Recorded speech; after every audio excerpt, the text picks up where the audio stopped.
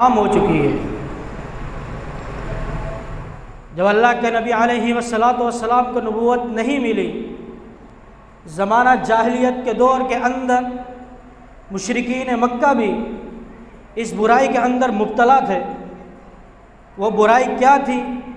وہ برائی یہ تھی کہ اللہ رب العالمین کی ذات کے ساتھ کسی کو بھی شریک ٹھہرانا۔ اللہ رب العالمین کی ذات کے ساتھ کسی کو بھی شریک ٹھہرانا۔ شریک ٹھہرانے کا مطلب کیا ہے؟ شریک ٹھہرانے کا مطلب یہ ہے کہ کوئی انسان اگر کسی چیز میں طاقت نہیں رکھتا، اس کو وہ صفات، وہ القابات دے دینا جو اللہ رب العالمین کے ہیں۔ میں مشکل کشا کون؟ اللہ رب العالمین۔ حاجت روا کون؟ مددگار کون؟ ہر مشکل کو حل کرنے والا کون؟ اللہ رب العالمین ہے۔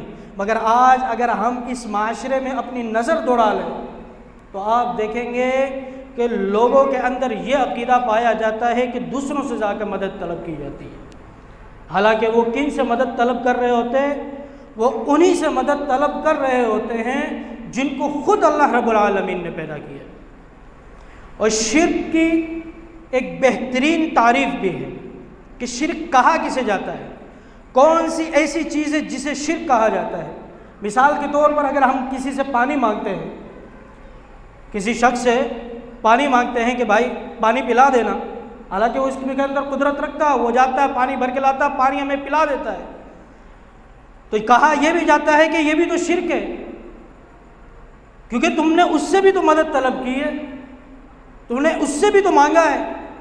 جب تم ہمیں غلط قرار دے رہے ہو، تم خود بھی تو غلط ہو۔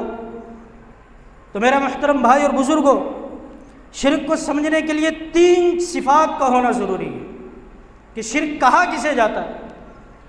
جس کے اندر ان 3 صفات میں سے ایک بھی صفت نہ ہو، اس سے مدد طلب کی جائے، اسے شرک کہا جاتا ہے۔ وہ صفات کیا ہیں؟ حیات، حاضر اور قدرت۔ اگر میں کسی شخص سے پانی مانگتا ہوں کہ بھائی مجھے پانی پلا دو، تو اس حیات پہلی صفت ہے اس کے اندر، زندہ ہے نا۔ دوسری صفت حاضر، وہ اس وقت موجود ہے۔ اور تیسری صفت کیا ہے؟ قدرت، وہ طاقت رکھتا ہے پانی پلانے کی۔ اگر کسی شخص کے اندر یہ تینوں صفات میں سے ایک بھی صفت نہ پائی جاتی ہو، پھر اس سے مدد طلب کی جائے، پھر اس سے مانگا جائے، اسے پکارا جائے، اسے شرک کہا جاتا ہے۔ جیسے مثال کے طور پر اگر کوئی جائے کسی پیر کی قبر پر، کسی بھی قبر پر، کسی بزرگ کے پاس جائے، جا کر کہے کہ مجھے اولاد دے دو، حیات ہے، زندہ ہے، حاضر ہے، قدرت ہے؟ قدرت ہے ہی نہیں اس میں، قدرت تو نہیں ہے نا اس میں۔ جس کے اندر قدرت نہیں ہے اسے وہ کام دینا، اسے شرک کہا جاتا ہے۔ کیونکہ قدرت رکھنے والا کون ہے؟ قدرت رکھنے والا تو رب العالمین ہے نا۔ اولاد دینے والا کون ہے؟ رب العالمین۔ ہر مشکل کو حل کرنے والا کون ہے؟ رب العالمین۔ ہر غیب کی مدد کرنے والا کون ہے؟ رب العالمین۔ تو پکارا کسے جائے؟ رب العالمین کو پکارا جائے یا ان غیروں کو پکارا جائے؟ اللہ رب العالمین قرآن مجید میں کیا ارشاد فرماتے ہیں؟ ان الشرک لظلم عظیم۔ قرآن مجید کے اندر اگر آپ پڑھیں، گاہ بگاہ مقامات پر آپ دیکھیں گے اللہ رب العالمین نے اس چیز کی اتنی تردید کی ہے، اتنی ممانعت کی ہے، اتنی سختی کے ساتھ مؤمنین کو تنبیہ کی ہے کہ اس برائی کے اندر نہ پڑ جانا۔ اگر تم اس برائی کے اندر پڑ گئے، ان اللہ لا یغفر ان یشرک بہ ویغفر ما دون ذلک لمن یشاء۔ اللہ رب العالمین اگر چاہے گا تو ہر گناہ کو معاف کر دے گا، مگر نہیں معاف کرے گا تو کسے نہیں کرے گا؟ شرک کو معاف نہیں کرے گا۔ اس کی مثال ایک اللہ رب العالمین خود قرآن مجید میں ارشاد فرماتے ہیں۔ اللہ رب العالمین سورۃ الانعام میں سورۃ الروم کے اندر ارشاد فرماتے ہیں،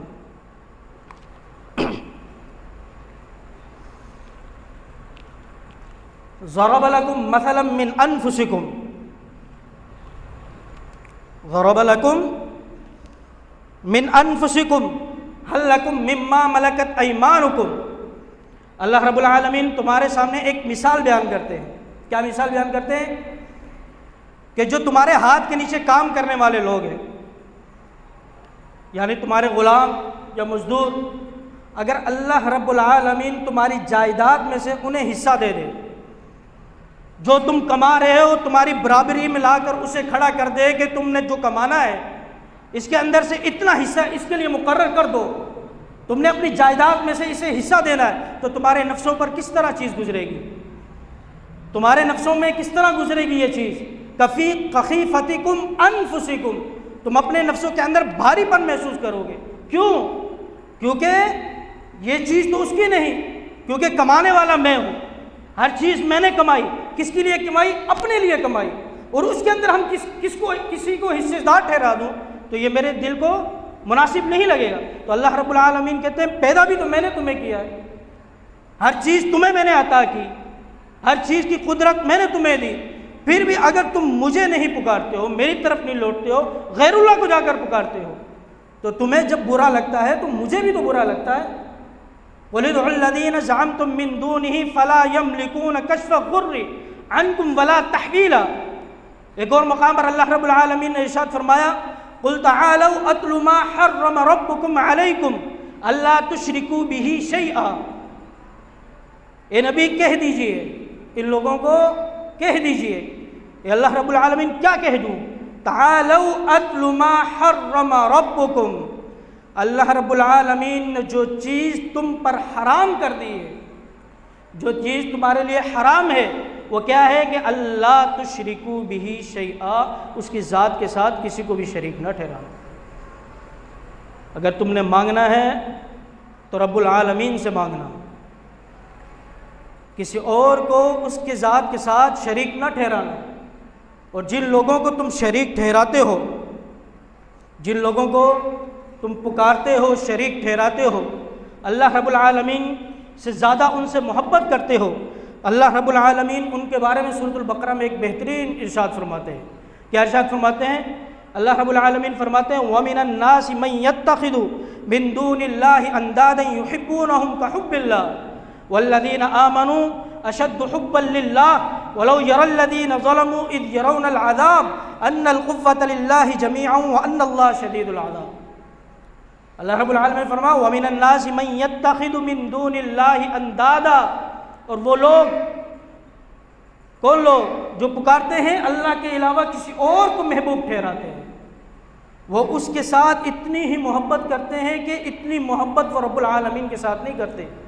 وَمِنَ النَّاسِ مَن يَتَّخِذُ مِن دُونِ اللَّهِ أَندَادًا يُحِبُّونَهُمْ كَحُبِّ اللَّهِ وَالَّذِينَ آمَنُوا أَشَدُّ حُبًّا لِلَّهِ وَلَوْ يَرَى الَّذِينَ ظَلَمُوا إِذْ يَرَوْنَ الْعَذَابَ أَنَّ الْقُوَّةَ لِلَّهِ جَمِيعًا وَأَنَّ اللَّهَ شَدِيدُ الْعَذَابِ۔ اللہ رب العالمین کہتے ہیں جن کو تم پکارتے ہو، جن سے تم محبت کرتے ہو، جب کل قیامت کا دن ہوگا تمہاری نظروں کے سامنے سب کچھ ہوگا، پھر تم دیکھو گے رب العالمین کے عذاب کو۔ کون سے عذاب کو؟ اس کو بھی دیکھو گے اور اس چیز کو بھی دیکھو گے جسے تم دنیا میں تسلیم نہیں کرتے۔ تم تسلیم کیا نہیں کرتے؟ یہ نہیں کرتے کہ بھائی وہ ہماری شفاعت کر دیں گے، وہ ہماری شفاعت کریں گے، ہمیں بچا کر لے جائیں گے، ہمیں تو نیکیاں کرنے کی ضرورت نہیں۔ اللہ رب العالمین کہتے ہیں اگر تم اس طرح سوچتے ہو تو اس آیت کو پڑھو اذ تبرأ الذین اتبعوا من الذین اتبعوا ورأوا العذاب وتقطعت بهم الاسباب۔ جن کی پیروی کی جاتی تھی، جن کو پکارا جاتا تھا دنیا میں، جنہیں مدد کے لیے بلایا جاتا تھا دنیا میں کہ ہماری مدد کو آؤ اور آخرت میں بھی ہماری مدد کریں گے، تو اللہ رب العالمین کہتے ہیں جب کل قیامت کا دن ہوگا اذ تبرأ الذین اتبعوا من الذین اتبعوا، جن کی تم پیروی کرتے ہو یہ تمہیں بالکل نظر انداز کر دیں گے، تمہیں بھلا دیں گے، کیونکہ اللہ رب العالمین ان سے سوال کریں گے کیا تم نے کہا تھا؟ وہ کیا کہیں گے؟ وَتَقَطَّعَتْ بِهِمُ الْأَسْبَابُ، ہم نے تو نہیں یہ راستہ انہیں دکھایا، ہم نے تو نہیں انہیں یہ بتایا کہ تم اس طرح کرو دنیا میں، ہم نے تو انہیں اس طرح بالکل بھی نہیں کہا، یہ تو خود اپنی من مرضی سے دنیا کے اندر اس طرح کرنے لگ گئے، ہم نے تو نہیں یہ کہا تھا۔ وَتَقَطَّعَتْ بِهِمُ الْأَسْبَابُ، وہ بے روا روی اختیار کر لیں گے، وہ بیزاری کا اعلان کر دیں گے ان لوگوں سے کہ بھائی تمہیں کن لوگوں نے کہہ دیا تھا، کیا ہماری زبان سے تم نے سنا؟ تو اس وقت ان لوگوں کی کیا حالت ہوگی؟ اللہ رب العالمین قرآن مجید میں اگلے مقام پر ارشاد فرماتے ہیں وقال الذین اتبعوا لو ان لنا کرۃ فنتبرأ منهم كما تبرؤوا منا كذلك يريهم الله اعمالهم حسرات علیہم وما هم بخارجین من النار۔ وہ لوگ دیکھیں گے کہ اب تو گئے کام سے، اب تو نہیں بچیں گے، کہ دنیا میں تو ہمیں سمجھانے والے آئے تھے، سمجھایا تو لوگوں نے بھائی شرک نہیں کیا کرو، غیر اللہ کو نہیں پکارا کرو، اگر تم نے کسی سے مانگنا ہے تو وہ رب العالمین کی ذات موجود ہے، تم مجھ سے مانگتے کیوں نہیں؟ اللہ رب العالمین کہتے ہیں وَنَحْنُ أَقْرَبُ إِلَيْهِ مِنْ حَبْلِ الْوَرِيدِ، تمہیں سیڑھی کی کیا ضرورت ہے؟ یہ جو تم کہتے ہو کہ چھت پہ جانے کے لیے سیڑھی کی ضرورت پڑتی ہے، تمہیں سیڑھی کی کیا ضرورت ہے؟ تم سیڑھی کی تو ان کو ضرورت پڑ رہی ہے اگر منزل دور ہو۔ وَنَحْنُ أَقْرَبُ إِلَيْهِ مِنْ حَبْلِ الْوَرِيدِ، میں تو تمہاری شیرک سے بھی زیادہ قریب ہوں۔ جو چیز شیرک سے زیادہ قریب ہو کیا وہ دور ہوتی ہے؟ وہ تو بالکل قریب ہوتی ہے۔ اگر مانگنا ہے تو مجھ سے مانگو، ڈائریکٹ آ کر 2 رکعت نماز پڑھو، آؤ، کوئی بھی مشکل ہے، کوئی بھی پریشانی ہے، آؤ میرے دربار الہی میں، مانگنے والے تم بنو، دینے والی میری ذات ہوگی۔ تو اللہ رب العالمین کہتے ہیں کل قیامت کے دن ہوگا، یہ لوگ کہیں گے وقال الذین اتبعوا لو ان لنا کرۃ فنتبرأ منهم كما تبرؤوا منا كذلك يريهم الله اعمالهم حسرات عليهم وما هم بخارجین من النار۔ کہیں گے اللہ رب العالمین ہمیں دوبارہ زندگی دے دیجیے، ہم دوبارہ دنیا میں جائیں، کیوں، کس وجہ سے؟ تاکہ ہم دنیا میں جائیں، دنیا میں جا کر ہم ان کے ساتھ بھی وہی سلوک کریں گے جو انہوں نے آج ہمارے ساتھ کیا۔ آج انہوں نے ہم سے بیزاری کا اعلان کر دیا، ہم تو ان کے آسرے پر آئے تھے، دنیا کے اندر کوئی نیکی نہ کر سکے، انہی کے سہارے پر رہ گئے، ابھی ہمیں مہلت دے دی جائے کہ ہم دوبارہ دنیا میں چلے جائیں، تو ہم دنیا میں جا کر انہی کے ساتھ وہی سلوک کریں گے جو انہوں نے ابھی ہمارے ساتھ کیا۔ تو اللہ رب العالمین کہیں گے کہ اب مہلت کا وقت ختم ہو چکا۔ كذلك يريهم الله اعمالهم حسرات عليهم وما هم بخارجين من النار، تم شرمندگی کے ساتھ ہی جہنم میں جاؤ گے۔ تو یہی وقت ہے کہ اپنے اعمال کو سدھارنے کا۔ اور آج کے دور کے اندر اگر ہم دیکھیں، کسی شاعر نے کیا خوب کہا ہے، آج کا دور ہمارا ان شعروں پر پورا اترتا ہے۔ اس شاعر نے کیا کہا ہے؟ کہا کرے غیر جو بت کی پوجا تو کافر، کرے غیر جو بت کی پوجا تو کافر، جو ٹھہرائے بیٹا خدا کا تو کافر، گرے آپ پر بہر سجدہ تو کافر، کواکب کو مانے کرشمہ تو کافر، مگر مؤمنوں پر ہیں کشادہ راہیں، یہاں سے سننے کے قابل ہے، مگر مؤمنوں پر کشادہ ہیں راہیں، پرستش کریں جس کی وہ چاہیں، نبی کو جو چاہیں خدا کر دکھائیں، اماموں کا رتبہ نبی سے بڑا ہے، مزاروں پر دن رات جا کر نظریں چڑھائیں، فقیروں سے جا جا کے مانگے دعائیں، نہ توحید میں کچھ خلل اس میں آئے، نہ اسلام بگڑے نہ ایمان جائے۔ آج کل کا مومن یہ ہے، اگر کوئی غیر مسلم بدھ کی پوجا کرتا ہے، چرچ میں جا کر پوجا کرتا ہے، کچھ بھی کرتا ہے، تو ہم انہیں کیا کہتے ہیں؟ کافر کہتے ہیں نا، یہ کافر ہے۔ کیوں؟ غیر اللہ سے مدد طلب کر رہا ہے، یہ تو ایمان ہی نہیں لے کے آیا اللہ رب العالمین۔ ہم ایمان لے کے آئے ہیں، ہم مؤمنین ہیں، آج کے ہم مسلمان ہیں، ہم ایمان لے کے آئے ہوئے ہیں، ہم مسلمان ہیں۔ کہہ سکتے ہو کسی کو آپ کافر؟ نہیں، کیوں کہہ ہی نہیں سکتے کہ کلمہ پڑھا ہوا ہے۔ مگر مؤمنوں پر کشادہ ہے راہیں، پرستش کرے جس کی وہ چاہے۔ ہم جدھر بھی چاہ کر دعائیں مانگے، نظر و نیاز مانگے، فقیروں سے جا کے مانگے، اماموں کا رتبہ نبی سے بڑھائیں، نبی کو جو چاہیں خدا کر دکھائیں۔ ہم مؤمنین ہیں، نہ ہمارے اسلام کے اندر کوئی فرق آئے گا، نہ ہمارا ایمان بگڑے گا۔ یہ ہم نے اپنے قوانین بنا لیے ہیں خود۔ مگر قرآن کیا کہتا ہے؟ قرآن تو یہ نہیں کہتا، قرآن پڑھے، قرآن کہتا ہے ان اللہ لا یغفر ان یشرک بہ ویغفر ما دون ذلک لمن یشاء۔ تم اللہ رب العالمین کی ذات کے ساتھ تو کسی کو شریک ٹھہرا ہی نہیں سکتے، اور تم اس کی ذات کے ساتھ کسی کو شریک ٹھہرا رہے ہو، اور بھی کہتے ہو کہ ہم جنت میں جائیں گے۔ جنت میں کس طرح چلے جائیں گے؟ اس طرح جائیں گے جنت میں؟ اللہ رب العالمین قرآن مجید میں ایک مثال بیان کرتے ہیں، یا ایھا الناس ضرب مثل فاستمعوا لہ، اللہ رب العالمین کہتے ہیں میں تمہارے سامنے ایک مثال بیان کرتا ہوں، اسے غور سے سننا، سمجھنا، اسے غور سے سننا اور سمجھنا کہ اگر ایک مکھی، کتنی سی چیز ہوتی ہے، چھوٹی سی چیز ہے، مکھی ہے، کیا تم اس کو پیدا کر سکتے ہو؟ پوری دنیا کی طاقت لگا لو، ٹیکنالوجی تمہارے پاس ہے، پوری دنیا کو جمع کر لو، پیدا کر کے دکھاؤ ایک چیز، ایک مکھی پیدا کر کے دو، چلو یہ بھی نہیں پیدا کر سکتے، اتنے جدید دور کے اندر تم پہنچ چکے ہو، جو مکھی تمہارے کھانے میں سے چیز لے کر چلی جاتی ہے اسے ہی واپس لا کر دکھا دو، تم اس کے اندر بھی قدرت نہیں رکھتے ہو۔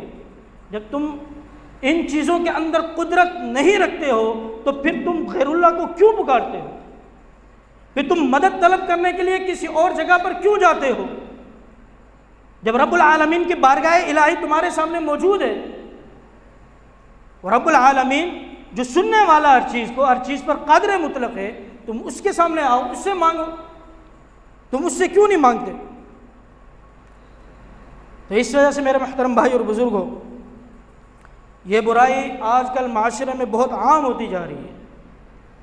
جتنی زیادہ ٹیکنالوجی پھیلتی جا رہی ہے اتنی ہی زیادہ یہ برائی بھی پھیلتی جا رہی ہے، کیونکہ اس ٹیکنالوجی کے دور کے اندر فائدہ بھی بہت ہے اور نقصان بھی ہے، کیونکہ جگہ جگہ پہ آپ کو ویڈیو نظر آ جائیں گے، کس طرح کی کرامات بیان کی جاتی ہیں، کس طرح کی جو عقل دنگ رہ جاتی ہے، جو سمجھنے سے باہر ہے۔ تو اس دور کے اندر اگر کوئی انسان، کوئی شخص شرک سے بچ جاتا ہے، رب العالمین کی ذات کے علاوہ رب العالمین کی ذات کے ساتھ کسی کو بھی شریک نہیں ٹھہراتا ہے، اس سے بڑا مومن کوئی ہو ہی نہیں سکتا۔ یہ میں نہیں کہہ رہا، حدیث نبوی ہے، ایک حدیث قدسی ہے، ترمذی کے اندر یہ روایت موجود ہے۔